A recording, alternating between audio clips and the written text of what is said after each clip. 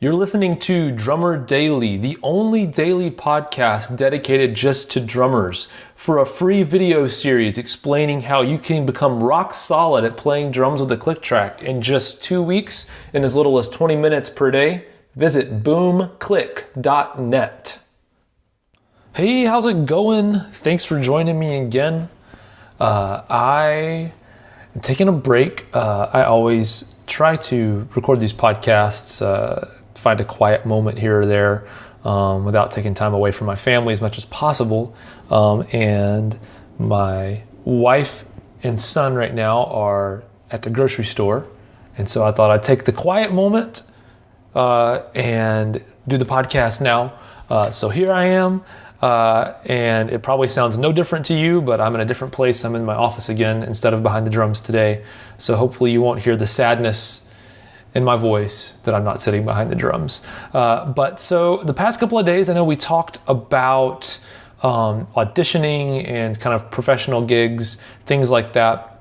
And so I thought that today I'd kind of change things up a little bit in a couple of different ways. First off, I'm going to this is still applicable if you want to be a professional drummer, so we're not losing that. But I thought that I'd make sure that that what I talk about today can kind of apply to everybody, because I know a lot of you listen, play drums at church or do other types of things, and you may not really be in a place where you want to or can audition for professional gigs. So I wanted to make sure that I have something that applies to you as well.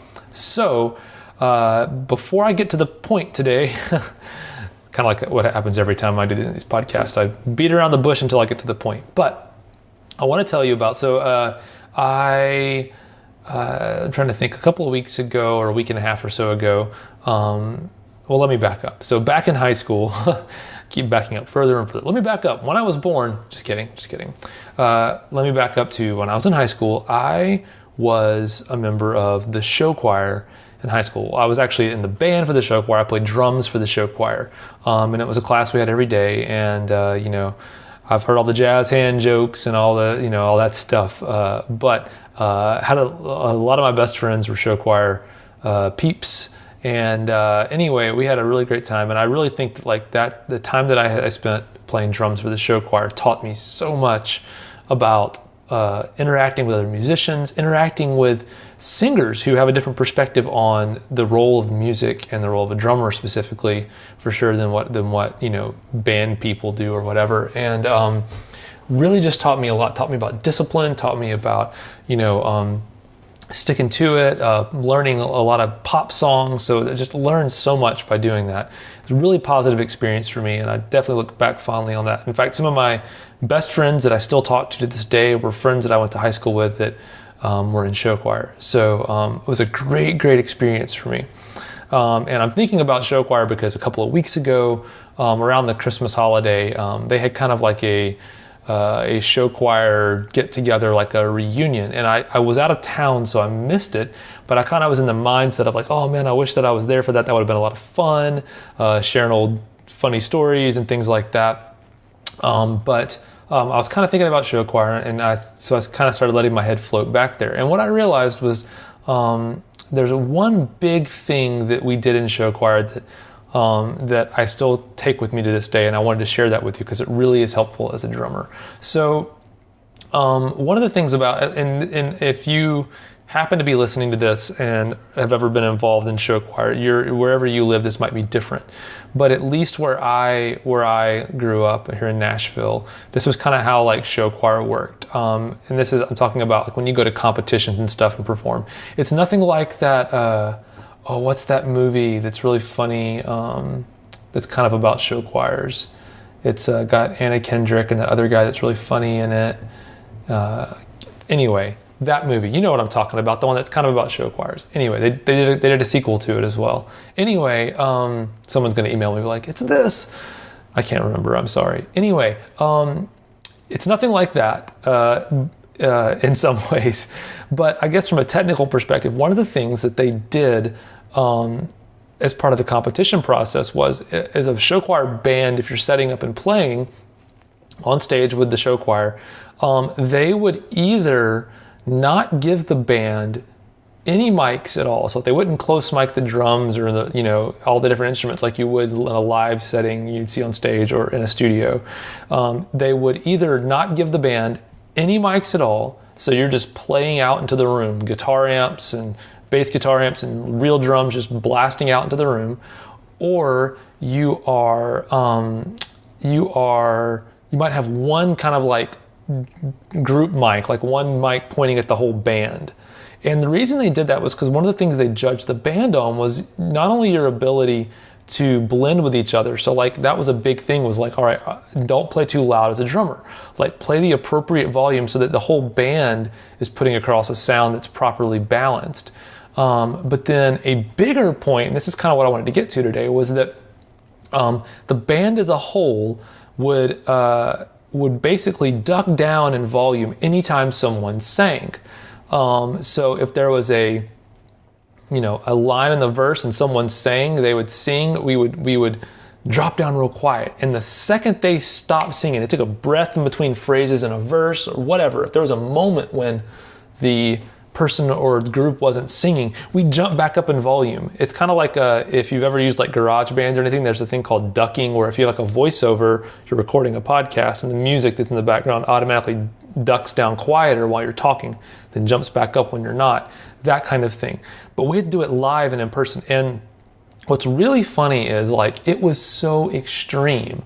We would just like duck down so quiet, whisper quiet on the drums, whisper quiet on all the guitars and everything and the keyboards.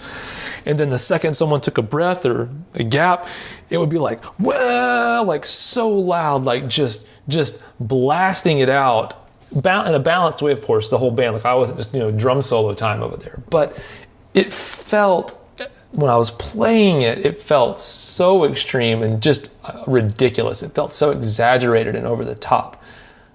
But I had the opportunity to listen to other bands, other show choir bands, other show choirs perform, before and after we did our thing.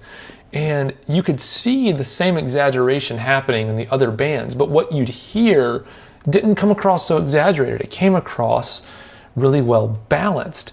And so I guess what I'm trying to get at with this is, we knew that it was a show choir competition. It wasn't a show choir and musical chops competition. It was mostly about the choir. And so we had to be aware as musicians that the main focus of the music was the vocals. And to this day, even like I know I play at church, or I play with the band that I travel with, All Sons and Daughters, I know that the dynamics from the music and what the main focus is in the music for what I play is the words, is the vocal. So I have to make room for that in my playing, dynamically how loud I play, but also how much space I fill up. And it could be different for your band or whatever situation you're in. It may not be the vocal is the main thing. It may be a guitar player, or like, it could be a synth, and it could differ from song to song. But I think in some songs it could be the drums, actually. But I think we need to constantly be in our mind evaluating what is the focus of what I'm playing, the song or the set or whatever it is, or the band as a whole, and make sure that I maneuver around that in a tactful way. And I think as drummers, sometimes we have to be leaders in the band, and through either explicitly saying it or just through example, if we're not comfortable saying it, show that's what our goal as a band even is to do, is to navigate around the focus of each song from a sound perspective. So that's all I've got today. I just wanted to make sure that we talk about that and think about that as drummers. I know that I get a lot of questions about playing with dynamics or playing quieter, and I just want to remind us that we can get the volume that we want out of any sound. I can play a hot rod, those bundles of wood sticks, a little thin wood stick. I can play that way louder than I can play a drumstick, or other people can play drumsticks. And I can play with drumsticks, whisper quiet like brushes. And that's something that you need to also keep in mind. Maybe we'll do another episode about that, where we talk about the difference, making sure that we are first selecting the tone that we want for our sticks. So whether it's brushes or hot rods or blast sticks or regular sticks or broomsticks or whatever it is, we pick the tone first, and then we choose to play at a certain volume. We don't let either one of those needs affect the other. We can choose to play loudly or quietly. We can choose to play certain tones. I know that was a thing that's hard for other musicians to understand. I know that in show choir, even when I was having trouble playing quiet enough, they'd be like, "Oh, can we play with hot rods on this song?" They'd be like, "No, because that sounds different than sticks do." Anyway, that was a tangent at the end there. I just hope that we all are thinking about how our dynamics and our playing fills in with the other musicians and the other musical aspects that we're performing with. All right, I hope you're doing great, and we will talk again tomorrow. So long for now. Bye.